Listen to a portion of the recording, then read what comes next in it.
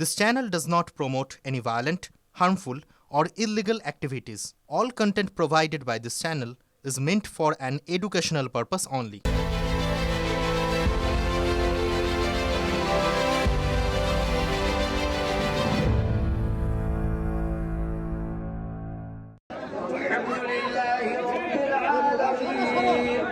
مالك يوم الدين الله أكبر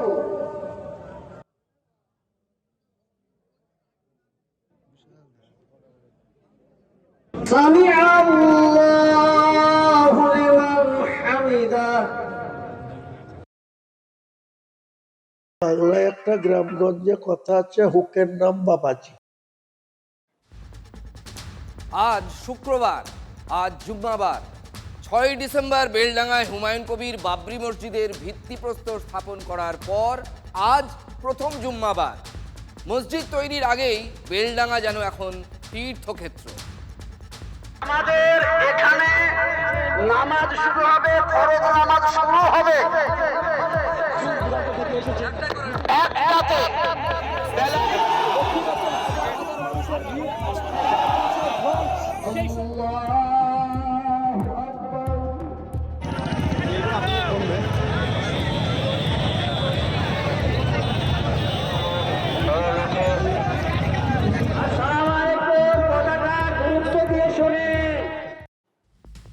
দেখলেন তো, নামাজের ভিড়ের চাপে জাতীয় সড়কে গাড়ি চলাচল স্বাভাবিক রাখতে কেমন হিমশিম খেতে হচ্ছে মুর্শিদাবাদ জেলা পুলিশকে। নামাজে ভিড় দেখে তৃণমূলের অন্দরেও কি এইরকমই হিমশিম দশা? গ্রামগঞ্জে কথা আছে হুকের নাম বাবাজি।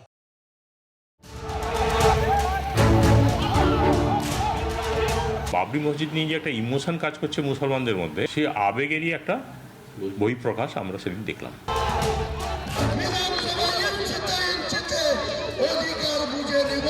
একটা ওবিসি আর একটা হচ্ছে ওয়াকফ, এই দুটো নিয়ে মুসলমানদের মধ্যে ক্ষোভ আছে।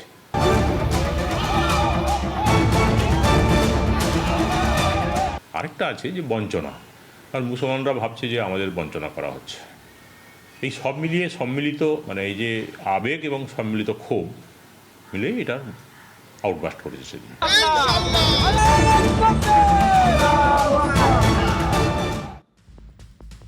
ভরতপুরের হুমায়ুন কবিরের বিরুদ্ধে ব্যবস্থা নিয়েছে দল তাকে সাসপেন্ড করেছে, মানে তৃণমূল। কিন্তু ডেবরার হুমায়ুনের বিরুদ্ধে তৃণমূল কোনো ব্যবস্থা নেয়নি। কোনো ব্যবস্থা নেবে কি? তাহলে কি তৃণমূল মেনে নিচ্ছে যে মুসলিমদের ক্ষোভ বঞ্চনার অভিযোগ অনেকাংশেই সত্যি? মুখ্যমন্ত্রী অবশ্য বলছেন কিছু যায় আসে না তা। আর লজ্জা করে না? শুধু ধর্মের নাম করে আমাদের ধর্মকে আপনারা মানেন না, আপনারা নতুন ধর্ম আমদানি করেছেন। আর কিছু গদ্দার তো সব জায়গাতেই থাকে, সেই গদ্দারগুলো আরো বেশি করে আপনাদের টাকা নিয়ে গদ্দারি করবে, ভুল বলবে, আমার কিছু যায় আসে না। এটা একটা বিরাট বড় পরিকল্পনা নেওয়া হয়েছে। মমতা বন্দ্যোপাধ্যায় হিন্দুদের জন্য একটা সফট হওয়ার চেষ্টা করছেন, যাতে উনি বুঝে গেছেন যে হিন্দু ভোট এবারে পাওয়াটা মুশকিল।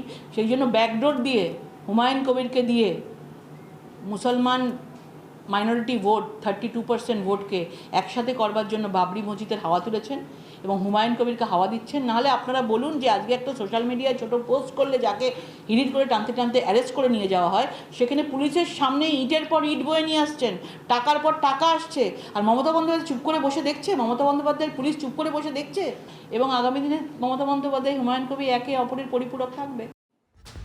হুমায়ুন তৃণমূলের চোখের বালি না তৃণমূলের চোখের মণি? দেখুন, এই বিতর্ক এখন চলবেই, হুমায়ুনের কথাও চলবে।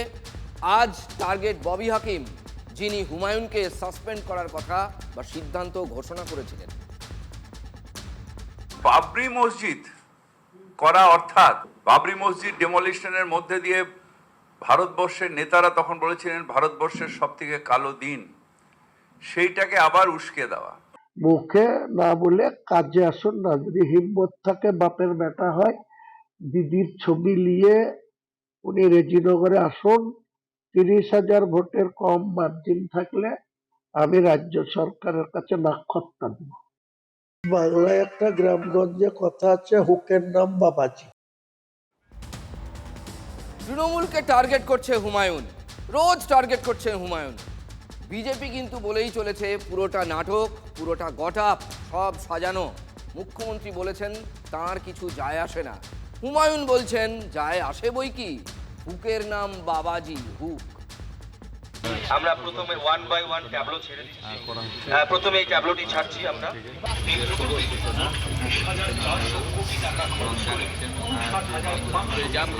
বেশি রাস্তা রাজ্য সরকার নির্মাণ করছে।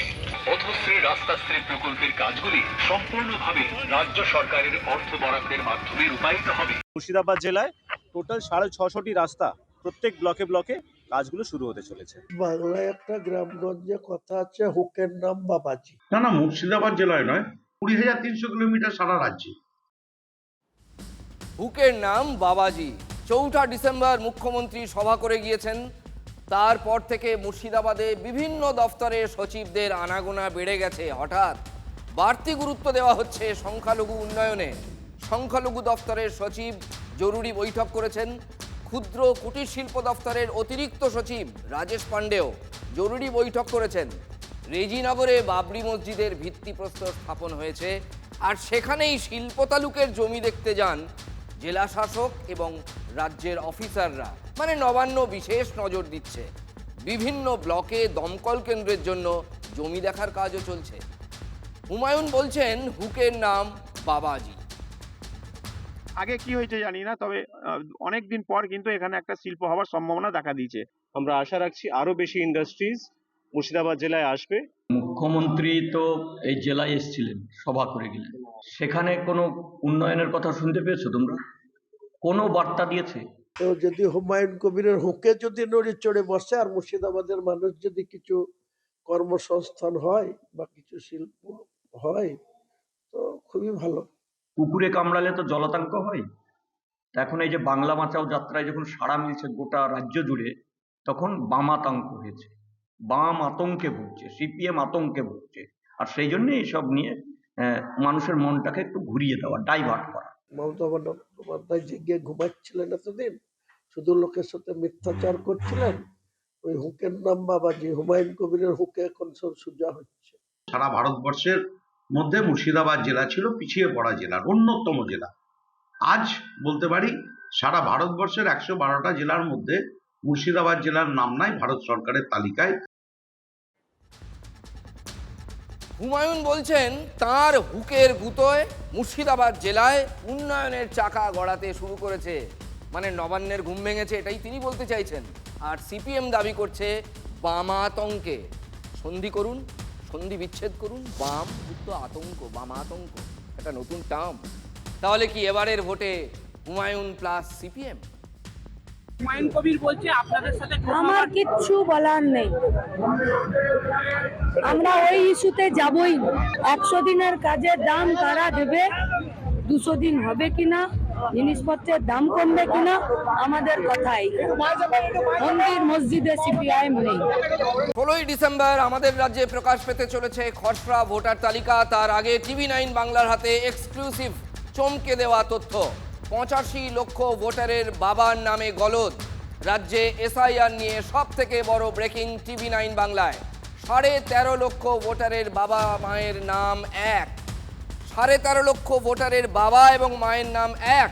চমকে দেওয়ার মতো তথ্য এই কারণেই বলছি, 15 বছরের কম বয়সে বাবা হয়েছেন আমাদের রাজ্যে 11,95,000।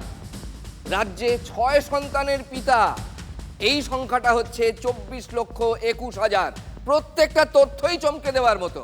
40 বছরেরও কম বয়সে ঠাকুরদা হয়েছেন 3,45,000 মানুষ। প্রজেনি ম্যাপিংয়ে চাঞ্চল্যকর চমকে দেওয়ার মতো তথ্য।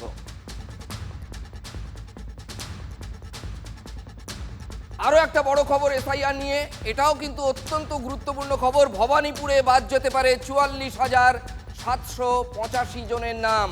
ওই প্রায় 45,000 ভবানীপুরে অ্যাজ অব নাও যা হিসেব। নন্দীগ্রামে 10,500 নাম বাদ যেতে পারে। চৌরঙ্গী বিধানসভা কেন্দ্রে বাদ পড়তে পারে 74,553 জনের নাম। জোড়াসাঁকো কেন্দ্রে 72,900 জনের নাম বাদের সম্ভাবনা। বালিগঞ্জে 65,171 জনের নাম বাদের সম্ভাবনা। কলকাতা বন্দরে বাদ পড়তে পারে 63,730 জনের নাম।